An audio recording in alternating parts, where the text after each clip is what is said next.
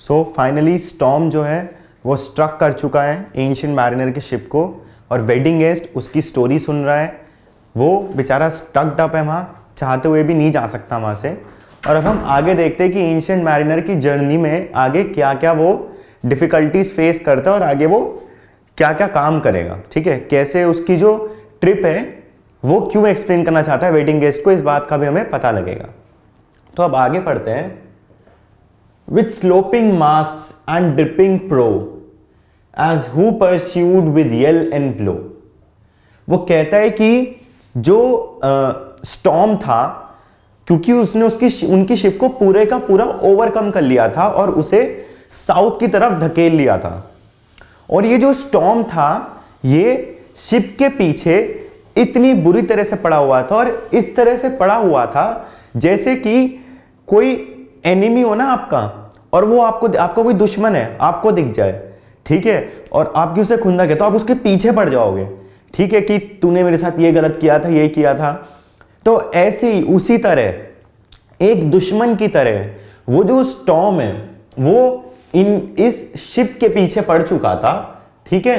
और बिल्कुल भी नहीं छोड़ रहा था एंड कंटिन्यूअसली साउथ की तरफ धकेलता जा रहा था। और जब साउथ की तरफ धकेलता जा रहा था वहां पे वेदर कंडीशंस ठीक नहीं थी, इसलिए एंशिएंट मैरिनर नहीं चाहता था कि उसकी शिप उसकी तरफ सेल करे, वहां की तरफ सेल करे। बट क्या होता था कि क्योंकि स्टॉर्म इतना स्ट्रांग था और वो एक्ट नहीं कर सकता था, वो चाहते हुए भी कुछ नहीं कर सकता था, तो उसकी जो शिप है वो कंटिन्यूअसली साउथ की तरफ सेल कर रही थी। और वो स्टॉर्म इतना स्ट्रांग था कि पहले तो उसने ओवरकम किया इनकी शिप को, अब एक दुश्मन की तरह, जैसे कोई जानवर होता है ना, वो किसी प्रे को देख लेता है ना, कोई चिड़िया है वो चूहे को देख लेगी तो मरे हुए तो वो उसे पकड़ के ही रहेगी। वो एक प्रे की तरह, स्टॉर्म को एक प्रे की तरह वो शिप दिख रही थी और वो बिल्कुल उसके पीछे पड़ चुका था। और स्टॉर्म ने सोच लिया था कि अब नहीं छेड़ना है, बिल्कुल अच्छे से कंट्रोल में था, स्टॉर्म ने कंट्रोल कर लिया था शिप को। With sloping masts and dipping prow as you pursued with yell and blow, यानी कि बहुत गुस्से के साथ, एक ब्लो के साथ, जब कोई दुश्मन आपके पीछे पड़ता है वैसे ही वो स्टॉर्म अब इस शिप के पीछे पड़ चुका था। Still treads the shadow of his foe. अब ये क्या लग रहा था, मतलब अगर शैडो भी दिख जाती है ना, एक शैडो दिख गई तुम्हें आपको अपने दुश्मन की, तो आप जैसे उस शैडो के पीछे पड़ जाते हो, वैसे ही ये स्टॉर्म भी इस शिप के पीछे पड़ चुका था, कंटिन्यूअसली इसको फॉलो कर रहा था एंड साउथ की तरफ धकेल रहा था, जबकि एंशिएंट मैरिनर चाहते हुए भी कुछ नहीं कर सकता था। ठीक है, and forward bends his head, the ship drove fast, loud roared the blast and southward away we fled. ठीक है, आप पहले तो एक दुश्मन की तरह, एक एनिमी की तरह स्टॉर्म ने पीछा किया, फिर and forward bends his head, the ship drove fast, loud roared the blast, और उसके बाद एक ब्लास्ट की तरह, जैसे एक ब्लास्ट होता है ना, बहुत जोर से होता है और आसपास सब कुछ खत्म हो जाता है, वैसे उस ब्लास्ट की तरह, उस स्पीड के साथ इतना स्ट्रांग होता गया वो स्टॉर्म कि उसने कंटिन्यूअसली उसको धकेलता रहा, साउथ की तरफ धकेलता रहा, और शिप को मजबूरन साउथ की तरफ जाना पड़ा। वो ना चाहते हुए भी उस तरफ सेल करती रही और वो साउथ की तरफ फ्लेड कर गई। द शिप ड्रोव फास्ट, यानी कि बहुत जोर से, बहुत तेज, जैसे एक ब्लास्ट की तरह, बहुत जोर से वो स्टॉर्म उनकी तरफ अटैक कर रहा था, एक एनिमी की तरह उनके पीछे पड़ा था, बहुत जोर से अटैक कर रहा था, एक बॉम्ब ब्लास्ट की तरह, जितना बॉम्ब ब्लास्ट का अटैक होता है वैसे ही ये स्टॉर्म उनकी शिप को अटैक कर रहा था और उन्हें मजबूरन साउथवर्ड की तरफ धकेल दिया, उनकी जर्नी को पूरा बदल दिया, और अब वो साउथवर्ड की तरफ चली गई है उनकी शिप, उसको पूरे का पूरा धकेल दिया है और अब एंशिएंट मैरिनर कुछ नहीं कर सकता। अब वो टुवर्ड्स द साउथ जा चुके हैं, शिप उनकी कंट्रोल से निकल चुकी है और अब उन्हें साउथ की तरफ ही सेल करना पड़ेगा। अब वो साउथ में फाइनली एंटर कर चुके हैं, साउथवर्ड्स ट्रैवल करते करते साउथवर्ड्स पहुंच चुके हैं वो। ठीक है, अब हम देखेंगे आगे क्या होता है, क्यों साउथ में जाने से वो इतना डर रहा था और जब साउथ में जाता है तो उसके साथ क्या होता है। ठीक है, अब हम इन चीजों को आगे समझेंगे। And now came there both mist and snow. जब हमने देखा कि साउथवर्ड की तरफ उनकी शिप जो है वो भाग गई, फ्लेड हो गई, ठीक है, साउथवर्ड की तरफ चली गई उनकी शिप। अब क्या होता है, साउथवर्ड जाने के बाद वेदर कंडीशंस ड्रास्टिकली चेंज होती हैं, हद से ज्यादा चेंज होती हैं, क्योंकि इससे पहले हमने देखा था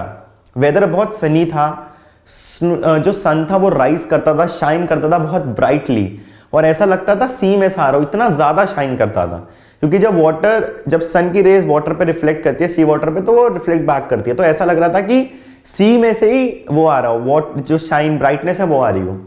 अब जब वो साउथवर्ड चले गए, वहां पे सनशाइन नहीं थी, बट वहां पर क्या था, स्नो थी और मिस्ट थी, यानी कि पूरी की पूरी बर्फ से जमी हुई एक जगह थी, जहां पे बहुत ज्यादा ठंड थी, जहां पे चारों तरफ अगर नजर घुमाई जाए तो खाली बर्फ ही बर्फ थी, और बर्फ ही बर्फ थी और कुछ नहीं था, है ना। तो वहां पे मिस्ट आ गई और स्नो आ गई, और मतलब कंप्लीट कंट्रोल में लेने के बाद एकदम ठंड में धकेल दिया, जहां पे शिप को सेल करना तो मुश्किल है ही, इवन अपनी लाइफ को बचाना भी बहुत मुश्किल है, ठीक है। And now came there both mist and snow and it grew wondrous cold. बहुत ज्यादा बर्फ आ गई, बहुत ज्यादा मिस्ट आ गई, और उसकी वजह से क्या हुआ, बहुत ज्यादा ठंड बढ़ गई। एक टाइम था जब सन ब्राइटली शाइन करता था तो वेदर कंडीशंस ठीक रहती थी, बट अब हद से ज्यादा ठंड हो गई, और हो ही जाएगी जब आप साउथवर्ड जा रहे हो, फ्लैट कर रहे हो, और वहां पे खाली स्नो ही स्नो है, तो टेम्परेचर तो ड्रॉप करेगा ही, बट वो बहुत ही ज्यादा ड्रॉप करेगा, क्योंकि वहां पे पानी भी जमा हुआ था एक तरीके से, और अब बिल्कुल ठंड बढ़ चुकी थी। एन एंशिएंट मैरिनर के लिए बहुत मुश्किल हो रहा था सरवाइव करना, उसे समझ नहीं आ रहा था वो क्या करे। And ice mast high came floating by, और चारों तरफ बर्फ थी, और बर्फ जमी हुई थी, और एक तरीके से बहुत ऊंची ऊंची हाइट तक, बहुत ऊपर तक बर्फ ही बर्फ थी। जैसे कि बहुत आइसबर्ग होता है ना, वो बहुत ऊंचा होता है, जो कि हमने टाइटैनिक के सीन में देखा था कि आइसबर्ग कंप्लीट कंट्रोल कर लेता है शिप का, वैसे ही यहां पे हो रहा है। जो आइस है वो बहुत ऊंची है, और वो वहां पर हैगी जहां पे साउथवर्ड्स में वो गया है, जो तो आइस है बहुत ऊंची आइस, जहां तक देखो आइस ही आइस है, और बहुत हाइट तक है।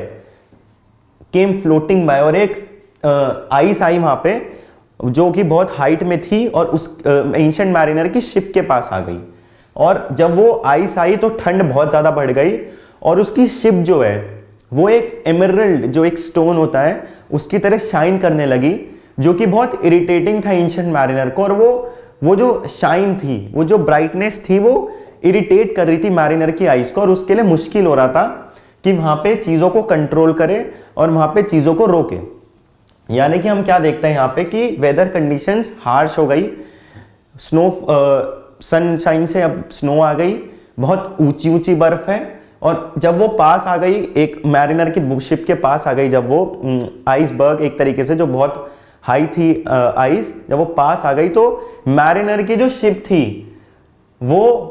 शाइन करने लगी ग्रीन एमरल्ड की तरह। एंड ये जो ब्राइटनेस थी, ये जो शाइनिंग थी, ये बहुत इरिटेटिंग थी, ये आंखों में पड़ रही थी, और एंशिएंट मैरिनर के लिए प्रॉब्लम्स और भी ज्यादा बढ़ गई। एक तरफ से तो ठंड थी, ठंड में उसके लिए बहुत मुश्किल हो रहा था सरवाइव करना, एंड बहुत ज्यादा कोल्ड हो चुका था। दूसरी तरफ हम क्या देखते हैं कि वो शाइन जो आ गई है वहां पे, वो इतनी ज्यादा इरिटेटिंग लग रही है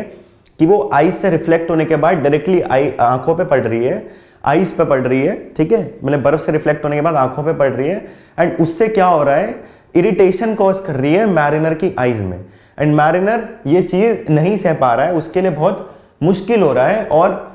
वो लेकिन कुछ कर नहीं सकता, वो ऐसी सिचुएशन में स्ट्रक है कि वो कुछ कर नहीं सकता। तो देखते हैं आगे उसके साथ क्या होता है, उसकी लाइफ बच पाती है या वो क्या करता है। And through the drifts the snowy cliffs did send the dismal sheen, और ये जो शाइननेस है, क्योंकि उसके चारों तरफ स्नोई क्लिफ्स हैं और कुछ नहीं है, और ये जो स्नो है, ये शाइन जो इनके ऊपर लाइट रिफ्लेक्ट करने के बाद जो पड़ रही है, जो लाइट ब्राइटनेस आ रही है, वो बहुत बहुत इरिटेटिंग है। डिस्मल यानी कि जो उसको पसंद नहीं है, जो उसको इरिटेट कर रही है, जिसको वो रिजेक्ट करना चाहता है, अपने से दूर भेजना चाहता है पर भेज नहीं पा रहा है, ठीक है। तो ये जो ड्रिफ्ट थी स्नोई क्लिफ से जो रिफ्लेक्ट बैक होके आ रही थी लाइट्स, वो बहुत इरिटेटिंग लग रही थी, जो शाइननेस थी वो बहुत डिस्मल थी, और ये मैरिनर चाहते हुए भी उनके साथ कुछ कर नहीं पा रहा था, मैरिनर चाहते हुए भी उसको वापस नहीं भेज पा रहा था, उसको वो चीज सहनी थी, ठीक है। अब not shape of man nor beast we ken the ice was all between, कुछ समझ नहीं आ रहा था वहां, ना आदमी की शेप या कोई जानवर की शेप, ठीक है, कुछ नहीं दिख रहा था वहां पे, वो कोई भी इंफॉर्मेशन वहां पे नहीं मिल रही थी, not shape of man not beasts we ken, ना कोई जानवर था ना कोई आदमी था, चारों तरफ बर्फ थी, कोई दिख भी नहीं रहा था चारों तरफ, वेदर कंडीशंस इतनी बुरी थी, और बस उसकी जो शिप थी उसके चारों तरफ आइस ही आइस थी, और ये आइस एंशिएंट मैरिनर के लिए बहुत प्रॉब्लम्स क्रिएट कर रही थी, एंड उसके लिए सर्वाइवल भी अब बहुत मुश्किल हो चुका था, एंड वो चाहता था कि वो इन कंडीशन से बाहर आए, अपने आप को बचाए। अब the ice was here, the ice was there, the ice was all around, इधर उधर जहां भी इंसान नजर घुमाए वहां आइस ही आइस थी और कुछ नहीं था। बस आइस ने पूरा कंट्रोल कर रखा था, ठंड हद से ज्यादा बढ़ चुकी थी, एंशिएंट मैरिनर के लिए सर्वाइवल कंडीशंस बहुत मुश्किल हो जा रही थी, और बर्फ ने उसको चारों तरफ से घेर लिया था। It crackled and growled and roared and howled like noises in a swoon, यानी कि जो बर्फ थी वो क्रैकल कर रही थी, कभी जैसे बर्फ में दरार सी आती है ना कभी कभी, तो वो क्रैकल करती है, ठीक है, बट वो इतनी बड़ी दरार नहीं थी कि एंशिएंट मैरिनर के लिए कंडीशंस ठीक हो जाएं। तो आइस की आवाज एक्सप्लेन की गई है कि आइस किस तरीके की आवाज निकाल रही थी, और वो जो वॉइसेस थी वो एंशिएंट मैरिनर को कोई कंफर्ट नहीं पहुंचा रही थी, बल्कि उसके लिए और ज्यादा इरिटेटिंग हो गई थी, और ज्यादा मुश्किलें पैदा कर रही थी। और एक तरीके से आइस की आवाज के थ्रू हमें यह बताया गया है कि वो कितनी डरावनी हो सकती है ऐसी कंडीशंस में। एंड आइस की जो वॉइस थी वो ऐसी निकल रही थी कि एंशिएंट मैरिनर को डर लग रहा था कि पता नहीं उसके साथ आगे क्या होगा, वो आगे क्या करेगा। तो वो क्रैकल करने लगी, जैसे पटाखा फूटते हुए आवाज आती है, और बर्फ भी हम तोड़ते हैं तो वो आवाज आती है, वो ग्राउल करने लगी एक एनिमल की तरह, जैसे हम कह सकते हैं ना भेड़िया जो होता है वो ग्राउल करता है, हाउल करता है, जब वो वैसी आवाज करता है जो मतलब डरावनापन वो आवाजें पैदा करती हैं, वही डरावनापन ये आवाज यहां पे पैदा कर रही थी, रोर कर रही थी, यानी कि एक शेर की तरह वो रोर कर रही थी, एक शेर की तरह वो गुर्रा रही थी आइस, और ये बता रही थी कि यहाँ पे बस मैं रूल करती हूँ, यहाँ पे बस मैं रहती हूँ, एंड यहाँ पे सर्वाइवल बहुत मुश्किल है। यानी कि उस पूरे एरिया में अगर कोई चीज डोमिनेंट थी, अगर कोई चीज सबको कंट्रोल कर रही थी, तो वो थी आइस। एंड रोड एंड हाउल करने लगी like noises in a swoon, यानी कि जैसे कि एक जंगल में आवाज आती है जो कि हमको डरा देती हैं, डिफरेंट अलग अलग जानवरों की जिस तरह से आवाज आती हैं, वैसे ही नॉइज वहां पे क्रिएट हो रही थी। रोर क्रैकल कर रही थी, ग्राउल कर रही थी, रोर कर रही थी, हाउल कर रही थी, जैसे एक swoon में जहां पे बहुत सारे जानवर रहते हो, जैसे एक वहां पे आवाज आती है, वह उसी तरह से यहाँ पे ये आइस वो आवाजें निकाल रही थी। और एंशिएंट मैरिनर डर रहा था इन आवाजों से, उसे डर लग रहा था, क्योंकि सर्वाइवल तो मुश्किल था ही, रहना मुश्किल था ही, खाना भी नहीं था उसके पास, सब बहुत ज्यादा ठंड हो चुकी थी, उसके पास कुछ नहीं था। इवन आइस भी ऐसी आवाजें निकाल रही थी कि बहुत मुश्किल हो गया था उसके लिए वहां रहना, बहुत मुश्किल हो गया था सब चीजों को कंट्रोल करना, और शायद उसे ये लग रहा था कि अब मेरा सर्वाइवल बहुत मुश्किल है, मैं ज्यादा टाइम नहीं टिक पाऊंगा और मैं मर ना जाऊं, ठीक है, क्योंकि आवाजें ऐसी आ रही थी। अब आप एक जंगल के बीच में इतने सारे जानवर गुर्रा रहे हो, तो ऑब्वियस सी बात है कोई भी डर जाएगा, कोई भी सोचेगा ये पता नहीं क्या हो रहा है, किसी किसी आवाजें, और वो भी घबराने लगेगा और सोचने लगेगा कि शायद अब मैं नहीं बचूंगा, मेरे लिए सर्वाइवल बहुत मुश्किल है। ऐसे ही यहां पर हम देखते हैं कि एंशिएंट मैरिनर सोच रहा था। अब क्या होता है देखते हैं, उसकी कोई हेल्प करता ही नहीं करता, या फिर एंशिएंट मैरिनर यहीं पे मर जाएगा। हम आगे पढ़ेंगे क्या होगा। At length did cross an albatross, अब पता नहीं कहां से अचानक से थोड़ी दूरी पे वो देखता है कि एक एल्बाट्रॉस आ रही है। इससे पहले हमने क्या पढ़ा कि वहां पे कुछ भी नहीं था, कोई आदमी नहीं था, कोई बीस्ट नहीं था, कोई एनिमल, कुछ भी नहीं था, बस एंशिएंट मैरिनर की शिप थी और हर कोई चीज जमी हुई थी। इससे पहले हमने ये पढ़ा, क्योंकि एंशिएंट मैरिनर को वहां कुछ नहीं दिखा जिससे वो हेल्प मांगे।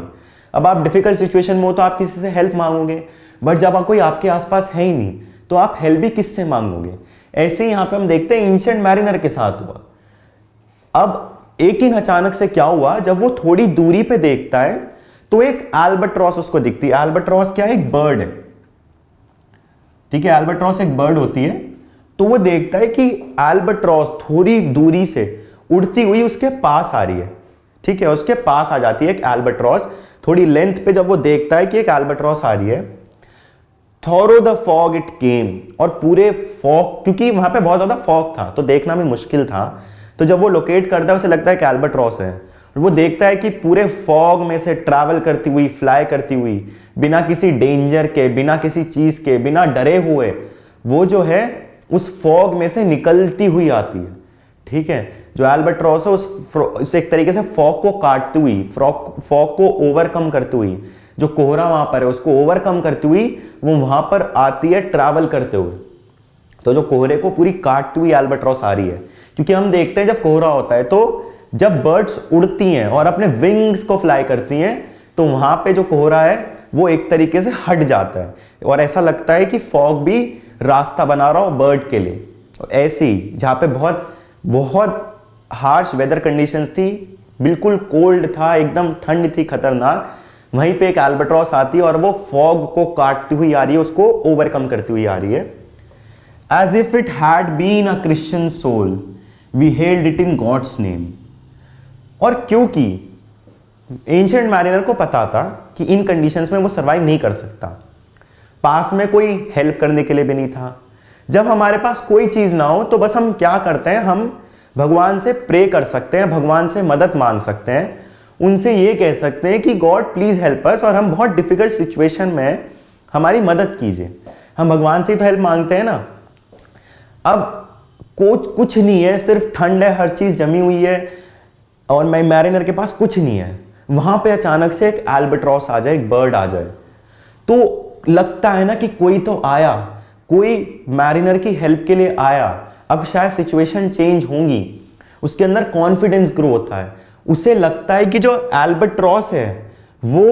एक तरीके से क्रिश्चियन सोल है, यानी कि वो एक भगवान का भेजा हुआ मैसेज है, एक भगवान की भेजी हुई हेल्प है कि मैं अभी भी तुम्हारे साथ हूं, तुम घबराओ मत, तुम डरो मत, एंड चीजें बदलेंगी, चीजें ठीक होंगी, और जो है तुम यहां से निकलोगे, ठीक ठाक निकलोगे, सही सलामत हालत में निकलोगे। ये इस अल्बाट्रॉस का मतलब था, इसलिए इसको क्रिश्चियन सोल से कंपेयर किया गया है। मतलब ये कहा गया है कि ये जो है एक तरीके से भगवान की तरह आई इनकी हेल्प करने, इनकी मदद करने, क्योंकि वहां कुछ नहीं था, एक चीज नहीं थी, और अल्बाट्रॉस का वहां आना यानी कि सिचुएशन चेंज होंगी, चेंज होने का मतलब सिचुएशंस अच्छी होंगी अब एंशिएंट मैरिनर के लिए। We hailed it in God's name, और उन्हें लगा ये भगवान का भेजा हुआ कोई मैसेज है, और उन्होंने एक तरीके से अल्बाट्रॉस को एक सोल की तरह देखा, क्रिश्चियन सोल की तरह, एक भगवान के मैसेज की तरह देखा, और एक तरीके से थैंक यू किया गॉड को, और अल्बाट्रॉस को रिस्पेक्ट दी उन्होंने। उसको भी एक तरीके से हाथ जोड़ लेते हैं ना जब हमारी कोई बहुत ज़्यादा हेल्प कर दे और हम बहुत डिफिकल्ट सिचुएशन में कोई हेल्प कर दे, ऐसे ही यहाँ पर हुआ, वो एक तरीके से हाथ जोड़ के खड़े हो जाते हैं अल्बाट्रॉस के सामने, क्योंकि फाइनली उन्हें कोई ऐसी चीज़ दिखती है जो कि उनकी हेल्प करेगी उन्हें सर्वाइव करने में। अब देखते हैं अल्बाट्रॉस हेल्प करती है या नहीं करती है, या फिर क्या होता है। It at the food it never had eat and round it flu. अब जैसी अल्बाट्रॉस आई तो एंशिएंट मैरिनर समझ गया कि ये एक भगवान का मैसेज है और हमें इसका यूज करना है। अब अल्बाट्रॉस एक बर्ड है तो वो ऐसे तो उनकी हेल्प करेगी नहीं, तो एंशिएंट मैरिनर क्या करता है, जो खाना उसके पास अपने लिए होता है, जो फूड थोड़ा बचा हुआ होता है, वो सब का सब अल्बाट्रॉस को डाल देता है। ठीक है, सब कोशिश करता है कि अल्बाट्रॉस को अपनी तरफ अट्रैक्ट करे, अल्बाट्रॉस उसके पास आए, शायद अल्बाट्रॉस उसकी कोई मदद कर दे। तो वो क्या करता है, जो फूड उसके पास था वो पूरा का पूरा वो उसके लिए डाल देता है, और वो इतना अच्छा खाना था जो अल्बाट्रॉस ने आज तक नहीं खाया होगा। वो खाने इतना प्योर था, इतना फ्रेश था कि अल्बाट्रॉस ने आज तक क्या खाया होगा, क्योंकि वो एक बर्ड ही है और बर्ड को पता नहीं इतना अच्छा खाना खाया हो या नहीं खाया हो। तो इसलिए एंशिएंट मैरिनर कहता है कि उसने ऐसा खाना खाया जो उसने आज तक नहीं खाया होगा। एंड राउंड इट फ्लू, और फाइनली अल्बाट्रॉस उनसे इंप्रेस होना शुरू हो गई। अल्बाट्रॉस को लगने लगा कि हाँ ये लोग मेरी, यानी कि ये लोग अच्छे हैं, मुझे शायद ये कुछ डिफिकल्टी में, मुझे इनकी मदद करनी चाहिए, इसलिए वो उनकी शिप के ही चारों तरफ घूमने लगी। यानी कि अल्बाट्रॉस वहां पे एक ऐसी जगह पे आई जहां पे कोई एनिमल नहीं था, कोई इंसान नहीं था। फिर मैरिनर ने उसको अट्रैक्ट किया खाना डाल के, और जब अल्बाट्रॉस ने देखा तो वो उनकी शिप के चारों तरफ राउंड एंड राउंड वो फ्लू करने लगी। The ice did split with a thunder fit, the helmsman steered us through. और जब एल्बाट्रॉस चारों तरफ घूमने लगी, एंशिएंट मैरिनर ने उसको खाना डाल दिया। अचानक से क्या होता है, आइस स्प्लिट होने लगी, और जैसे थंडर आता है ना, बहुत जोर से बादल के गरजने की आवाज आती है, वैसी पूरी की पूरी आइस स्प्लिट हो गई अचानक से। यानी कि एल्बाट्रॉस को एक क्रिश्चियन सोल से कंपेयर करना गलत नहीं होगा, क्योंकि वो शायद एक भगवान की भेजी हुई हेल्प थी, क्योंकि भगवान ने देखा कि एंशिएंट मैरिनर बहुत प्रॉब्लम में है, इसलिए उन्होंने उसकी हेल्प की। और देख ये भी पता चलता है कि जैसे ही एंशिएंट मैरिनर ने एल्बाट्रॉस को खाना खिलाया, एल्बाट्रॉस की थोड़ी हेल्प की, तो तब क्या होता है, तभी हम देखते हैं कि आइस स्प्लिट हो गई, बहुत जोर से आवाज आई और पूरी की पूरी आइस स्प्लिट हो गई। एक तरीके से एंशिएंट मैरिनर के लिए रास्ता बन गया आगे जाने के लिए, क्योंकि वो स्टक हो चुका था आइस में, उसके पास कोई चारा नहीं था, वो कहाँ जाए, पूरा का पूरा एक तरीके से सी भी जमा हुआ था, तो उसे कहीं ना कहीं तो जाना था। तो अब क्या होता है, जो आइस है वो पूरी की पूरी स्प्लिट हो जाती है, ठीक है, और बहुत जोर से आवाज आती है, जैसे बादल के गरजने की आती है। The helmsman steered us through, और जो हेल्म्समैन था उसने दोबारा से शिप को तैयार किया, और उनकी शिप जो थी वो सेल करने लगी उस सी में जो कि जमा हुआ था। बट एल्बाट्रॉस के आने से क्योंकि वो पिघल गया था, तो अब क्या होता है, हम देखते हैं कि अब उनकी शिप भी चलने लगती है, उनकी शिप आगे सेल करने लगती है। तो यानी कि पहले अच्छा टाइम चल रहा था, जब बहुत ब्राइट सनशाइन थी, जब सब कुछ अच्छा था, फिर स्टॉर्म आया और सब कुछ बेकार हो गया, स्टॉर्म ने सब कुछ ओवरकम कर लिया और वेदर कंडीशंस हार्श हो गई, कोल्ड हो गया, बहुत ज़्यादा ठंड हो गई, बर्फ ही बर्फ थी। बट एल्बाट्रॉस आई, भगवान ने हेल्प की, और अब हम देखते हैं कि आइस भी स्प्लिट हो गई है, जो कि एक टाइम पे इम्पॉसिबल लग रहा था, बट एल्बाट्रॉस के आने से आइस स्प्लिट हो गई और अब इनकी शिप भी आगे की तरफ बढ़ने लगेगी। अब next paragraph, and a good south wind sprung us behind. पहले भी जब स्टॉर्म आया था तो भी उनकी शिप को साउथ की तरफ धकेल दिया गया था, बट जब धकेला गया तो वो बर्फ की तरफ आ गए और वेदर कंडीशंस बहुत बेकार हो गई और वो अटक गए, एंशिएंट मैरिनर अटक गया। लेकिन अब है तो साउथ विंडी, बट वो गुड है, तो यहां पे साउथ विंड को गुड डिस्क्राइब किया होगा, यानी कि अच्छी साउथ विंड उनके पीछे से ब्लो होने लगी, जो कि सिग्नल था कि अब चीजें बदलेंगी, अब ये वेदर कंडीशन जो है वो बदलेंगी और अब ऐसी ठंड नहीं आएगी। जब वो सेल करने लगे, जब उनकी शिप आगे बढ़ने लगी, तो हम क्या देखते हैं कि एक अच्छी साउथ विंड उनको आगे की तरफ सेल कराती है, उनकी मदद करती है कि वो आगे बढ़े। द एल्बाट्रॉस डिड फॉलो, और जब उनकी शिप सेल कर रही है, अच्छी हवा चल रही है और वेदर कंडीशंस इंप्रूव हो रही हैं, तो एल्बाट्रॉस भी उनको फॉलो करती है, उनके पीछे पीछे आ रही है। एक तरीके से हम देख सकते हैं कि एल्बाट्रॉस मदद कर रही है और जहां भी एल्बाट्रॉस है वहां चीजें अच्छी हो रही हैं, बुरी नहीं हो रही। शायद क्योंकि एंशिएंट मैरिनर ने एल्बाट्रॉस को खाना खिलाया, उसने उसकी हेल्प की, तो एल्बाट्रॉस भी उसकी हेल्प कर रही है वेदर कंडीशंस ठीक करके उन्हें सही डायरेक्शन में ले जाके। The albatross did follow and every day for food or play came to mariners hollo, और एल्बाट्रॉस उनको फॉलो कर रही है एंड मैरिनर भी उसकी हेल्प कर रहा है, मैरिनर उसको कंटिन्यूअसली खाना देता है, मैरिनर इवन एल्बाट्रॉस के साथ खेल भी रहा है, और एल्बाट्रॉस को वो मैरिनर और उसकी शिप इतनी पसंद आती है कि वो रोज वापस आती है वहां पे, वो भले ही कहीं चली जाए फ्लाई करती हुई, बट वो रोज आती है फूड के लिए, खेलने के लिए वो वहीं पे आती है, और वो मैरिनर के हॉलो पे आके मैरिनर को हेल्प करती, मैरिनर के साथ खेलती है और वहां पे आके खाना भी वो खाती है। यानी कि एल्बाट्रॉस को भी बहुत अच्छा लग रहा है और एंशिएंट मैरिनर को भी बहुत अच्छा लग रहा है, कंडीशंस ठीक हो रही हैं अब धीरे धीरे, ठीक है। तो अब हम आगे पढ़ते हैं क्या होता है। इन मिस्ट और क्लाउड और मास्ट और श्राउड इट पर्ज्ड फॉर वेस्पर्स 9।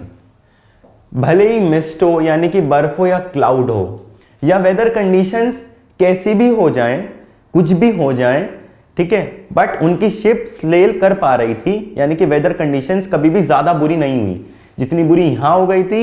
उतनी बुरी नहीं हुई है वेदर कंडीशंस, अभी भी ठीक है ना। इन मिस्ट और क्लाउड और मास्ट और श्राउड, चाहे कुछ भी हो जाए, मिस्ट हो, क्लाउड हो, मास्ट हो, चाहे श्राउड हो, इट पर्ज्ड फॉर वेस्पर्स 9, यानी कि ये लाइन बहुत इंपॉर्टेंट है, बहुत कंफ्यूजिंग सी भी है। इट पर्ज्ड फॉर वेस्पर्स 9, इसका मतलब क्या है। अब जैसे अगर हम, क्योंकि यहां पे पहले भी क्रिश्चियनिटी का जिक्र हुआ है, क्योंकि एल्बाट्रॉस को क्रिश्चियन सोल से कंपेयर किया गया है, तो क्रिश्चियन बिलीफ के अकॉर्डिंग हम कह सकते हैं कि जैसे कोई क्रिश्चियन हो और वो रोज चर्च जाता है, वो रिलीजियस बिलीव्स रखता हो, वो रिलीजन में बिलीफ रखता हो, जैसे वो रोज एक पर्टिकुलर टाइम पे चर्च जाता है और प्रे करता है क्योंकि उसका भगवान में विश्वास है, वो बिलीव करता है इन चीज़ों में, वैसे ही ये जो एल्बाट्रॉस है ये भी रोज 9 बजे, एक टाइम दिया गया है 9 o'clock, रोज आती थी। और रोज जब एल्बाट्रॉस आती थी तो इनकी शिप सेल करती थी, पूरे दिन सेल करती थी, फिर शायद थोड़े टाइम के लिए रुक जाए और अगर वेदर कंडीशंस खराब हो जाए, कुछ भी हो जाए, तो ये एल्बाट्रॉस आती थी रोज 9 o'clock। जैसे कि एक क्रिश्चियनिटी में बिलीव करने वाला आदमी वो रोज चर्च जाएगा, या अगर हम नॉर्मल उसमें समझें कि हम अगर एक नियम बना ले कि हम रोज मंदिर जाएंगे या मस्जिद या गुरुद्वारा कहीं भी जाएंगे, तो जब हम उसको नियम बना लेंगे तो हम रोज एक पर्टिकुलर टाइम पे जाना शुरू करेंगे, क्योंकि हमारे काम पे भी जाना होगा और भी चीजें करनी होगी, तो हम एक पर्टिकुलर टाइम पे जाएंगे। तो जैसे हमारे लिए वो एक टाइम पे हम जाते हैं, वो हमारे लिए मंदिर है, एक होली प्लेस है, वैसे ही एल्बाट्रॉस के लिए एंशिएंट मैरिनर और उसकी शिप एक होली प्लेस बन चुकी थी। और अगर वेदर कंडीशंस कैसी भी हों, वो रोज 9 o'clock वहां पर आती थी, रोज, every day, without a miss. Whilst all the night through fog smoke white glimmered the white moon shine। और रात भर भले ही फॉग हो, बहुत ज़्यादा फॉग बहुत ज़्यादा हो, जैसे एकदम हो जाता है ना, जीरो विजिबिलिटी हो जाती है, एकदम वाइट फॉग हो जाता है और चीज़ें दिखती नहीं है हमें। Whilst all the night through fog smoke white glimmered the white moon shine। और अब कैसी वेदर कंडीशन हो, एल्बाट्रॉस उनके पास आती है, और एल्बाट्रॉस के आने की वजह से चाहे कैसी भी वेदर कंडीशंस हो, भले स्मोक हो, बहुत ही ज़्यादा रात हो रही हो, बहुत ज़्यादा मून शाइन कर रहा हो, पर उनकी शिप कंटिन्यूसली सेल करती थी, रुकती नहीं थी। एंड मैरिनर जो था उसकी लाइफ जो थी वापस नॉर्मल हो चुकी थी, वो सेल कर पा रहा था।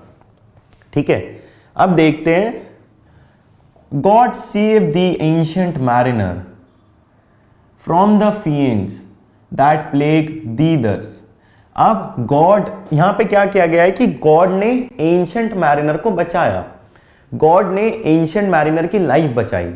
एक एल्बाट्रॉस को भेज के। और ऐसा नहीं एल्बाट्रॉस ने भी उसकी मदद की क्योंकि वो उसको खाना देता था, वो उसके साथ खेलता था, बट हम देख सकते हैं कि गॉड ने एंशिएंट मैरिनर की जान बचाई फ्रॉम द फीम्स, यानी कि जो हार्ड टाइम्स थे, जो डिफिकल्टीज थी, उससे भगवान ने उसकी जान बचाई। दैट प्लेग दी दस Why lookst thou so।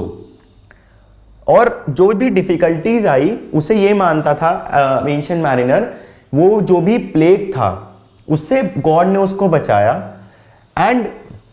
why lookst thou so, ठीक है, और वो ऐसा देखने लगा कि भगवान ने उसकी मदद की है इनको,